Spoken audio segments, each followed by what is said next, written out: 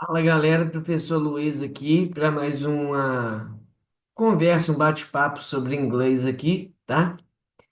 E eu já peço desculpa pela iluminação, que eu estou aqui no hotel aqui em Três Rios, joia?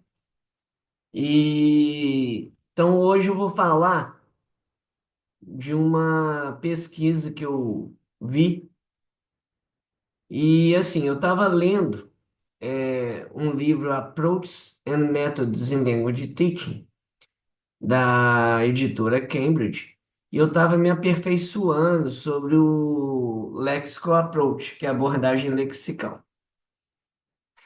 E nesse artigo, nesse texto desse livro lá, ele cita como que é feita a pesquisa para montagem de materiais didáticos, os course books. E aí a pesquisa é feita através de corpos, tá?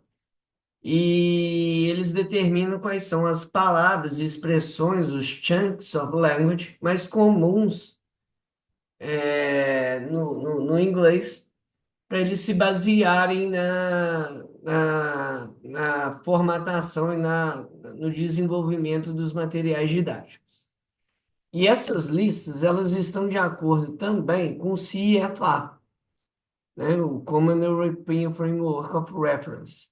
A1, A2, B1, B2, C1, C2. E aí eu fui buscar por essas listas, porque eu lembro que eu já tive acesso a essas listas, eu tinha o PDF delas, e por algum motivo perdi, e aí eu fui buscar. E aí eu achei até a lista, tanto de palavras isoladas, como de chunks of language, que são as expressões, frasezinhas. E aí, pesquisando essa lista, eu me deparo com um artigo no blog da Oxford sobre o declínio do uso dos modal verbs. Então, tem alguns modal verbs que estão aumentando de uso, ou seja, estão sendo mais usados que outros.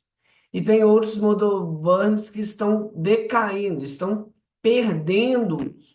Ou seja, os falantes, as pessoas estão preferindo um modal verb do que o outro. E aí eu vou compartilhar para vocês na tela esse artigo.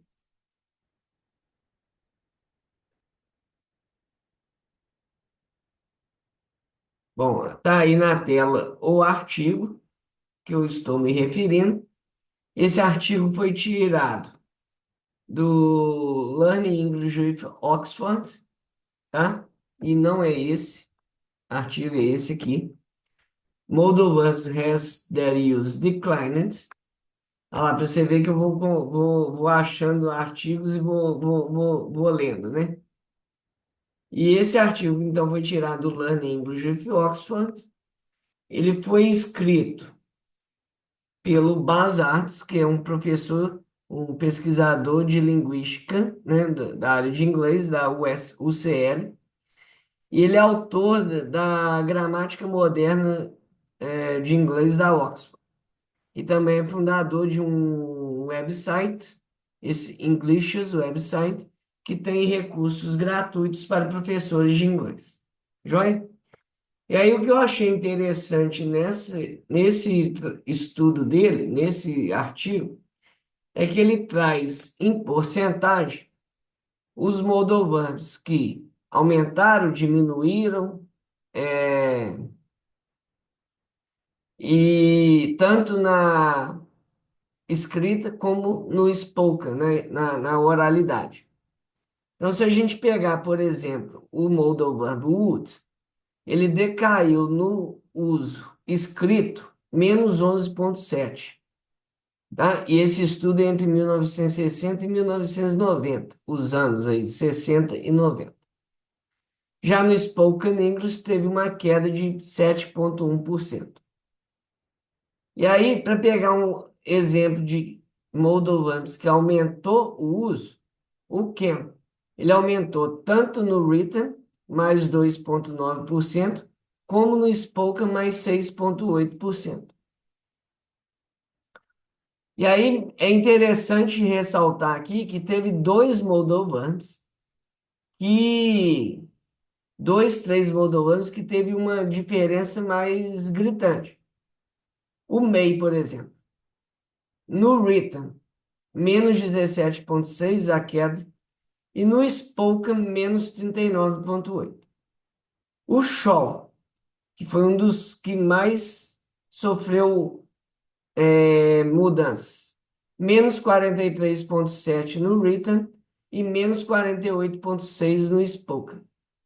O must, ele teve uma queda acentuada no spoken, menos 54,2%. Já no written ele caiu menos, 29,1%. E aí, o que que ele menciona aqui, que seria a explicação para tal mudança, principalmente do may, do uso do may e do can. Ele fala que o can aumentou em uso no spoken mais do que no written, e isso se dá, na opinião dele, que as pessoas estão preferindo o uso do can quando usado para permissão, para pedir permissão, do que propriamente o uso do may, que caiu em uso. E aí ele vai explicando, ele explica o show, que também teve uma queda dramática, né, assim, no uso, caiu muito, tá? Então ele vai explicando cada um dos moldes aqui e essa variação que teve ao longo dos anos. Joia? Até aí, tranquilo? Beleza. E aí, a gente não pode se contentar com apenas uma fonte. Então, eu fui atrás do Corpus, que é o Coca, que é um corpus online, e lá você digita a palavra ou a frase que você quer pesquisar, e ele te dá a frequência de uso. E aí eu peguei especificamente o may numa frase, May I have some water? E a mesma frase com o uso do can I have some water? Vamos ver o que que eu encontrei? Vou compartilhar na tela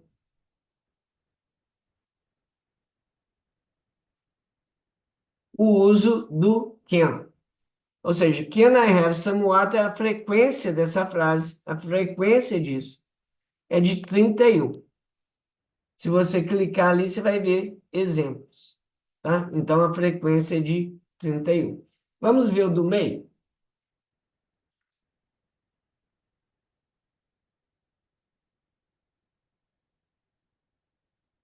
12, a frequência de may I have some water. Ou seja, a frequência de uso com o can é maior do que a frequência de uso com o may. Então, o uso do can tem uma frequência maior do que a do may. E essa pesquisa também ela é interessante, não só, igual eu citei anteriormente, para desenvolver os materiais didáticos, como também para determinar, para desenvolver os graded readers. Para quem não sabe o que são os graded readers são histórias, livros de história famosas, tá? E aí o autor ele adapta para cada nível do CFA. Então ele vai pegar e vai adaptar aquela linguagem do original para que um aluno que esteja no A2, por exemplo, consiga ler. E aí como é que ele faz isso para adaptar? Ele faz a pesquisa em corpus, vê que tipo de estrutura e de vocabulário, de chunks of language que é usado naquele nível, que é mais comum naquele nível. E aí ele tira todas as palavras, expressões e estruturas difíceis do original para adaptar para o nível. E aí eu peguei aqui como exemplo também da Oxford, peguei como referência os graded readers da Oxford, para a gente ver quantas palavras-chave são usadas para o nível A2. E aí eu vou compartilhar com vocês aqui na tela. Ou seja, para o nível A2, que é o level 4, o nível 4 dos livros, tá? São 625 palavras-chave, headwords, tá? Então, é esperado que nesse nível o aluno já tenha mais ou menos conhecimento por volta de 600, 500, 600 palavras. Beleza? Então, isso é para mostrar que todas essas pesquisas de corpos, de análise de dados, facilita aos autores de livros didáticos e de graded readers para desenvolverem os materiais. Além disso, também, a Cambridge mudou o formato e a estrutura das provas. E em 2020, ela altera tanto a do A2 como a do B1. Por quê? Porque simplesmente com a tecnologia, com o YouTube, com Netflix, com o acesso que hoje em dia é muito mais fácil você ter contato com a língua, com o idioma, o aluno que era A2, quando eu estudei lá atrás, não tem o mesmo nível, não é o mesmo A2 de hoje, tá? Então, hoje, o nível A2 ele está muito mais acima do que quando eu estudei, por exemplo. Isso só é possível com as pesquisas em corpos. Eles vão observando como que os falantes, os alunos, nas provas vão fazendo, vão produzindo, e a partir desses dados eles vão fazendo as mudanças necessárias para se adequar à realidade daquele momento. Beleza? Então, eu achei interessante trazer para vocês essa nova tendência, porque, como eu falo, no dia que eu não tiver mais nada para aprender, eu estou morto, pode me enterrar, que a gente sempre tem algo para melhorar e aperfeiçoar, a gente nunca é dono da verdade. E se tratando de língua, então, principalmente, né, a língua ela muda constantemente, as pessoas que usam, né, os falantes que usam a língua, eles vão usando a língua e aí novas palavras, novos significados vão surgindo. E aí a gente tem que estar sempre atualizado. E para estar atualizado, a gente tem que estar sempre lendo e buscando informação, que é o que eu sempre faço. Então, eu trouxe aqui a informação, trouxe aqui as referências. Vale a pena ler, vou deixar aqui também nos comentários, na descrição do vídeo, para quem quiser dar uma lida no artigo inteiro e dar uma pesquisada aí no Coca, nesse corpus online, pode ficar à vontade. Eu acho que vale muito a pena. E para nós, professores de idioma, é muito importante para a gente poder também saber como a língua está evoluindo, para poder levar também para o nosso aluno o que há de mais moderno no ensino de língua. Beleza? Então, valeu, gente.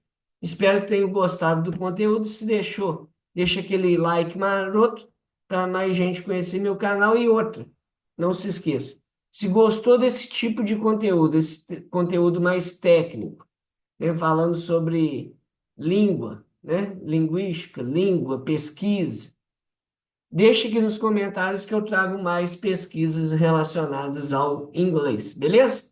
Valeu, gente. Até a próxima. Fui.